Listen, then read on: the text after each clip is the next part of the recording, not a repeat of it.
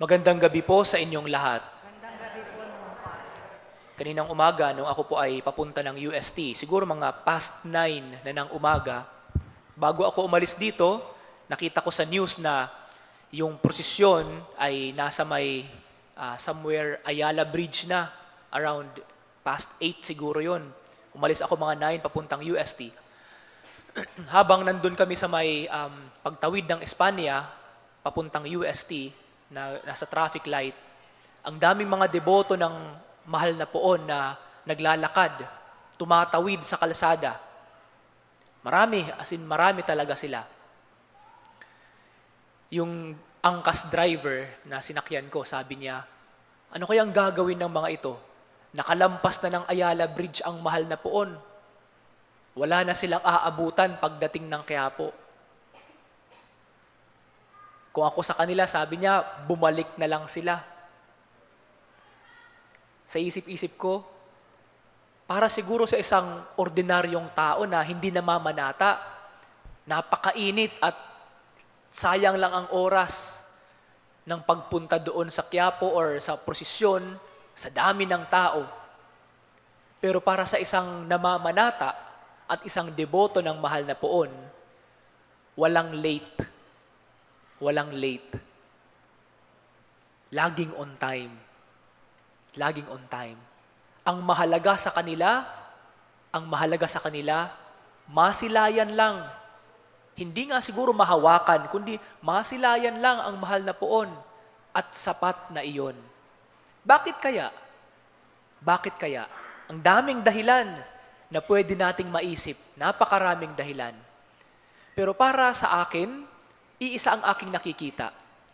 Sa isang deboto at namamanata sa mahal na poon, ang masilayan lang ang imahin ng mahal na poon kahit sa malayo, ay isang malaking bagay na nagpapalakas ng kanyang pananampalataya.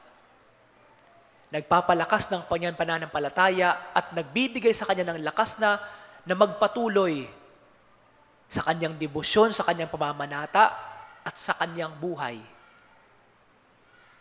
Magpatuloy sa kanyang buhay sa pagharap sa maraming hamon sa buhay. At ang bawat piyesta ng mahal na poon ay isang paalala lagi sa atin tungkol sa ating pananampalataya. It is always a reminder of how we exercise and practice and show our faith. Tuwing kapiyastahan kasi ng mahal na poon, iba't ibang mga paraan ang ipinakikita ng tao upang ipakita ang kanilang pananampalataya sa mahal na poon. Ang iba sumasampa, nakikipagbuno talaga para makalapit man lang. Ang iba makahawak lang ng lubid. Pero ang iba, hindi man sila makahawak, hindi man sila makasampa sa imahe ng mahal na poon, pero ang kabutihang ginagawa nila sa kanilang kapwa na magbigay lamang ng tubig sa mga deboto sa araw ng kapiyastahan, isang pagpapakita ng napakalaking pagmamahal at pananampalataya sa Diyos. At yun po ang mahalaga para sa atin. Yun po ang mahalaga. Hindi mo man masilayan ang mahal na poon, hindi mo man mahawakan ang kanyang imahen, hindi ka man makahatak sa lubid, pero gumawa ka naman ng mabuti sa iyong kapwa. Yun po ang mahalaga para sa Diyos. Yun po ang nakikita ng Diyos. At sana po, ito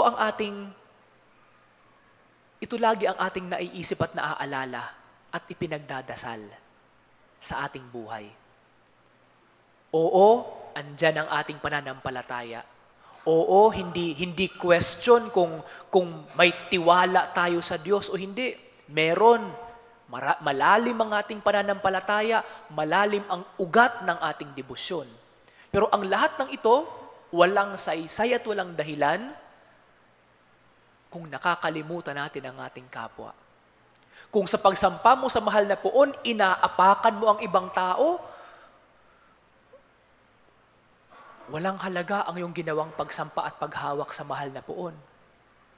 Kung sa paghawak mo sa lubid, siniko mo yung ibang deboto, Tinulak mo ang ibang deboto para makalapit lang, walang halaga ang iyong ginawa.